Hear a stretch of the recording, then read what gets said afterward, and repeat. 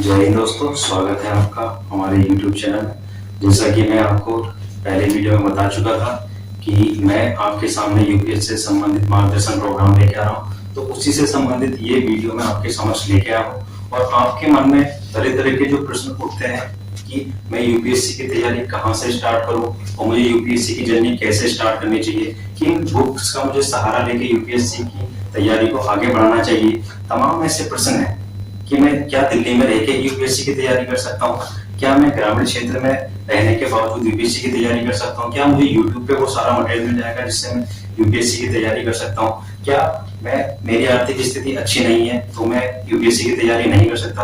तो ऐसे तमाम प्रश्न हैं जिनका अभी तक ना तो यूट्यूब पे आपको आंसर मिलेगा और ना ही किसी कोचिंग सेंटर में आपको इन चीजों का आंसर मिलता है, क्योंकि फॉर्मेलिटीज पूरी तो काफी लोग कर देते हैं, अपने अपने चैनल को बढ़ा देते हैं, सब्सक्राइब करा देते हैं, लेकिन एक जो बच्चे की आंतरिक स्थिति है उसको समझने वाले बहुत ही आपको कम और रेयर मिल पाते हैं। तो उन्हीं आंतरिक स्थिति को मैं समझते हुए इस चैनल को लेके आया हूँ। और मेरे पास जितने फोन आते थे, मेरे जो जूनियर्स हैं वो मेरे पास बार बार फोन करते थे कि हमें यूपीएससी की जर्नी का नहीं पता, हमें यूपीएससी कैसे तैयार करनी चाहिए, हमें कौन से कोचिंग सेंटर ज्वाइन करने चाहिए। तो तरह तरह के उनके समक्ष समस्या ऐसी मतलब हो जाती थी कि मैं खुद इस चीज को लेकर हॉपलेस हो जाता था कि यार बच्चे पढ़ाई तो कर रहे हैं लेकिन एक्चुअल में वो किस चीज की तैयारी करेंगे, कहाँ से स्टार्ट करेंगे, उन्हें पता नहीं होता। क्योंकि आप आ जाते हो दिल्ली आने के बाद क्या होता है कि 2 साल 3 साल आपके इन्हीं चीजों में निकल जाते हैं कि यूपीएससी है क्या, यूपीएससी का सिलेबस क्या है, यूपीएससी क्वेश्चन किस तरीके से अराइज कर रही है और यूपीएससी हर बार अपना ट्रेंड कैसे कैसे करके चेंज करती है।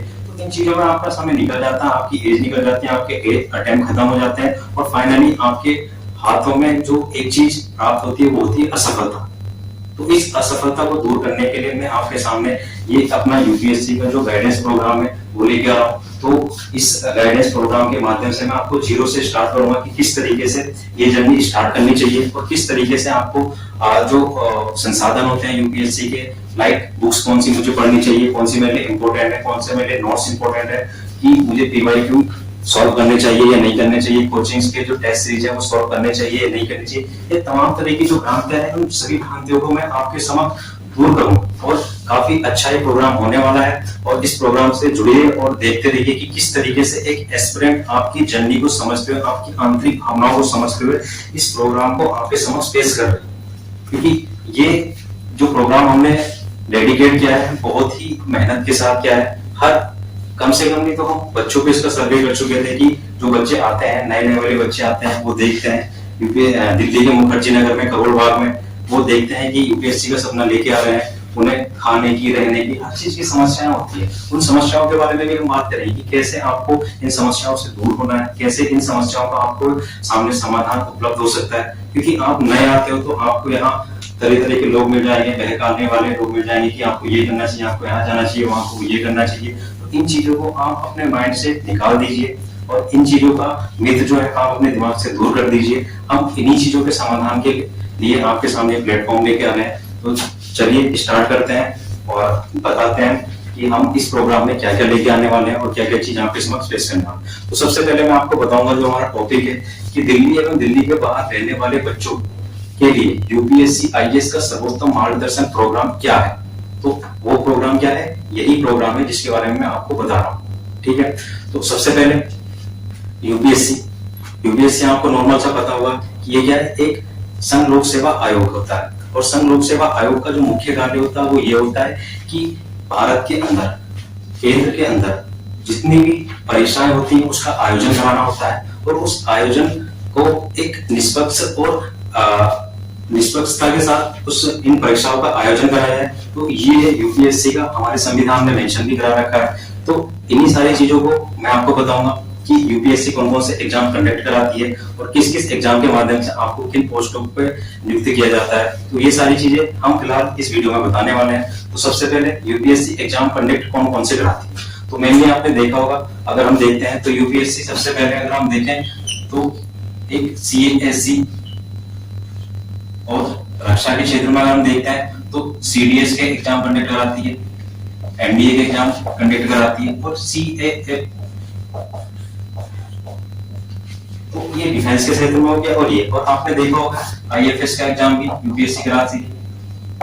और अन्य जितने भी संबंधित एग्जाम होते हैं वो सारे एग्जाम कौन कराती है? यूपीएससी कंडक्ट कराती है। तो मेनली इसका यही उद्देश्य होता है कि निष्पक्षता के साथ प्रत्येक वर्ग के, वंचित वर्ग हो, गरीब वर्ग हो, अमीर वर्ग हो, हर एक बच्चे को सिविल सर्विस के प्लेटफॉर्म पर आके भारतीय नागरिकों की सेवाएं करें और भारतीय नागरिकों को अपनी सेवाएं मुहैया कराए। तो यही इसी उद्देश्य से एक जो सच्चा लोक सेवक है वो इस परीक्षा में सम्मिलित हो और इस परीक्षा में सम्मिलित होने के बाद परीक्षा को पास करके लोक सेवक बने और अपेक्षा करे कि ये जो लोक सेवक है जनता के हितों के लिए बनाया गया है।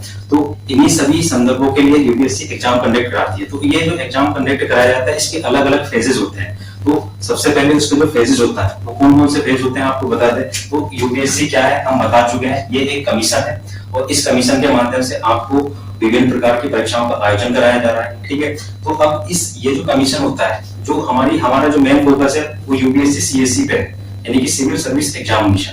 तो ये जो सिविल सर्विस एग्जामिनेशन होता है इसको हम आईएएस का एग्जाम भी बोलते हैं या संघ लोक सेवा आयोग का एग्जाम भी बोलते हैं। तो ये जो एग्जाम कराया जाता है, ठीक है, इस एग्जाम के फेज क्या होते हैं? तो इस एग्जाम के नॉर्मल से अगर हम देखें तो इसके 3 फेज होते हैं। पहला होता है प्रारंभिक परीक्षा और इसी में दूसरा फेज होता है मेंस यानी कि मुख्य परीक्षा और इसी में जो तीसरा फेज होता है इसका इंटरव्यू परीक्षा। तो ये 3 फेज होते हैं। अब इन 3 फेजों का जो क्राइटेरिया होता है वो अलग अलग होता है। जैसे कि हम प्रारंभिक फेज की परीक्षा की बात करते हैं, प्रारंभिक परीक्षा की बात करते हैं, तो इसमें भी हमारे 2 एग्जाम होते हैं।